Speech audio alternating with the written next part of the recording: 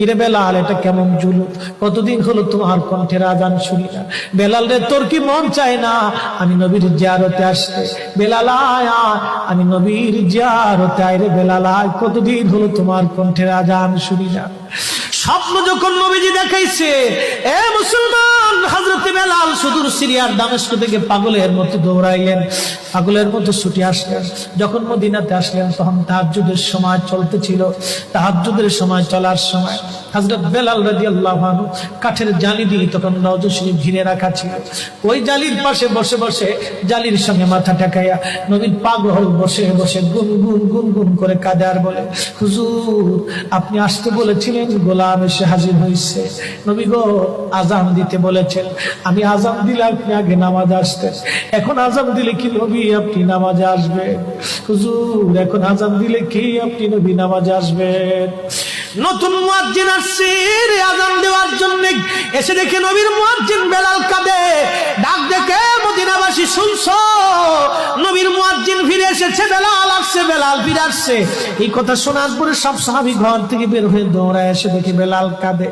সাহাবীরা বলে, বেলাল আজান দাও, কতদিন হলো তোমার কণ্ঠের আজান শুনি না। বেলাল আজান দাও, কতদিন হলো আজান শুনি না রে বেলাল।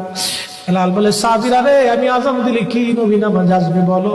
সালমান ফারসি রাদিয়াল্লাহু আনহু ডাক দেখে, সাহাবীরা আমাদের কথায় বেলাল আজান দিবে না, তোমরা যাও দেখো হাসান আর হুসাইন দুইজন ঘরের মধ্যে আছেন। ইমাম হাসান হুসাইন রাদিয়াল্লাহু আনহুমারা যদি বলে তাহলে বেলাল অবশ্যই আজান দিবে। সালমান ফারসির পরামর্শে সাহাবীরা দৌড়ায় গেলেন। বর্তমান 7 নম্বর গেট বাবুস সালাম বরাবর একটা মসজিদ আছে, মসজিদে আলী। এটাই ছিল হযরত ফাতেমা রাদিয়াল্লাহু আনহার বাড়ি। এই বাড়িতে দৌড়াই যাওয়ার পরে ইমাম হাসান হুসাইন রাদিয়াল্লাহু আনহুমা দুইজনকে নিয়ে আসা হলো। দুইজনকে নিয়ে আসার পরে হযরত ইমাম হাসানকে দেখতে আমার নবীর মতো দেখা যাইতো, চেহারাটা রাসূল করিমের চেহারার মতো ছিল। নাতি দৌহিত্র নানার চেহারা পেয়েছিলেন, ইমাম হুসাইন ও নানার সুরত পেয়েছিলেন। দুই ভাই নানার সুরত পেয়েছিলেন।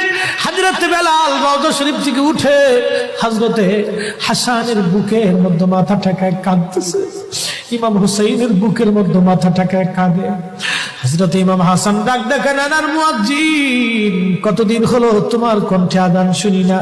যেই কণ্ঠ দিয়ে নানার আজান শুনাইতা, যাও গো ওই কণ্ঠ দিয়ে আমাদেরকেও আজান শোনাইয়া যাও। যখন হযরত বেলাল ইমাম হাসান এই কথা বললেন, হযরত বেলাল দৌড়াই গেলেন। যেই বনু নাজ্জার গোত্রের মহিলা সাহাবীর ছাদের উপরে দাঁড়ায় বেলাল আজান দিত। আবু দাউদের 519 নম্বর হাদিসের মধ্যে আসছে, প্রত্যেক